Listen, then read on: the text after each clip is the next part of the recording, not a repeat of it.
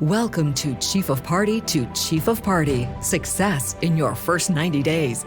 As you navigate the USAID landscape for the first time or seek to sharpen your skills, we're here to provide the guidance you need to address the unique challenges of this role. Host Donna Vincent Roa, an experienced Chief of Party, will inform and inspire your journey.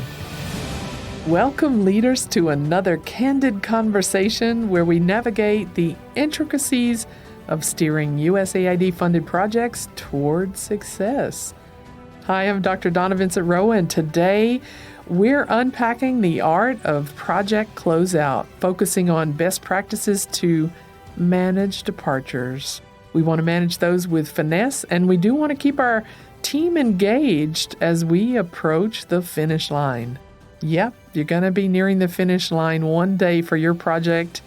You're going to close your project, and it's in these pivotal moments and how you handle these moments that can leave a lasting impression on your team and the communities that you serve.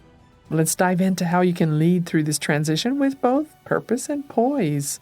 The end of a project is a time of intense emotion.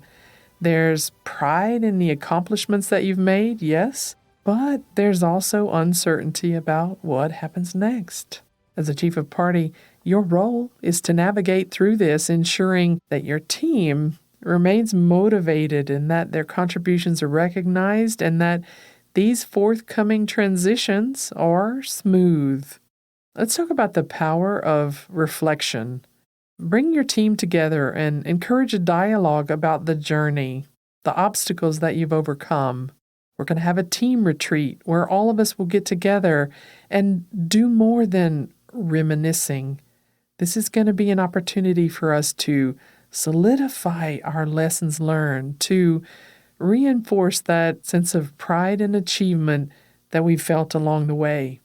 During this time, we talk about our narrative of success that everyone has authored together. Now, transitioning to the nuts and bolts, closeout procedures are more than a checklist. They're about honoring the work that's been done.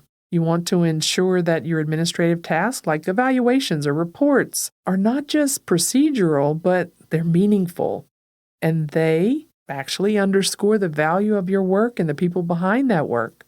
These documents are your team's legacy. This is a testament to what you've built, and it's going to serve as a blueprint for future projects. But here's the crux as you're trying to tie up these loose ends. How do you keep your team engaged? It's simple yet profound. Acknowledge that this is a bittersweet ending. During this time frame, we talk about the contributions of each other. We talk about deliverables. We talk about growth.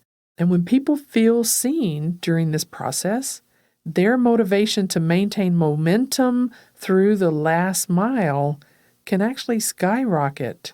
It's a difficult time when we have to manage departures. It's another delicate dance for us. It's about balancing the excitement for new opportunities with the gravity of transition. Help your team members to plan their next steps. I put together a spreadsheet. I call it the What's Next spreadsheet. I meet with every single team member to determine what they would like to do next. In some cases, an employee wants to go back to school. In other cases, they want to work for USAID or work with our company or find jobs elsewhere. It's really important to be transparent during this time frame. If someone wants to step outside of our ecosystem, you need to support that. You can take your support and help them to turn anxiety into positive anticipation. Now, let's not forget about one of the most powerful tools in your leadership arsenal. This is your ability to unlock potential. As the project winds down, be proactive in keeping your eye out for opportunities for your team. This not only can lighten your load, but it empowers them. It gives them ownership in something that happens after your project's conclusion. This may be simply said, but in this time frame, positivity is infectious. You do want to celebrate the wins in the final days. You want to host a closeout event. We do have one for the Partnerships Incubator. We want to have an event that's memorable, that honors the journey that we've all so passionately contributed to. You know, this isn't just a gathering. It really is a milestone that can be etched well into the hearts and minds of our team. What is the path forward?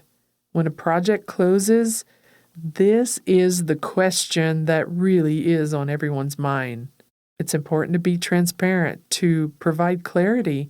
We have team members who let us know in November that there was a likelihood that they would leave in January or February. Knowing this information well in advance gives you a chance to plan for who's doing what happens after their departure. Leading through a project closeout is as much about managing tasks as it is about managing the hearts and minds of our key team members. You want to keep the spirit of possibility alive. You want to be an advocate for what happens next. Your role as a chief of party here is not just to conclude a project, but to work to set the stage for the next chapter for those on your team. That's our episode for today. I hope you enjoyed it.